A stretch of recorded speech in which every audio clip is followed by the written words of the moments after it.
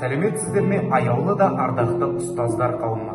Баршаңызды қазан айында өтетін ұстаздар мерекесімен шын жүректен құттықтаймын.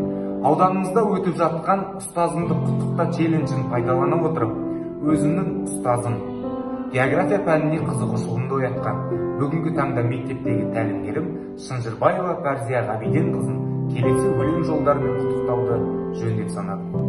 Заводта болсаң күнбе-күн көрінер еді табысың, дәрігер болса түрлемің, сырқаулы жанның бағышың.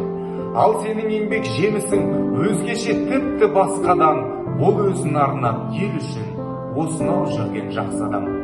Жақсы адам елдің тірегі, байлығы туған халықтың, шапағын шашар үнемі көгінде тұрған жарық күн.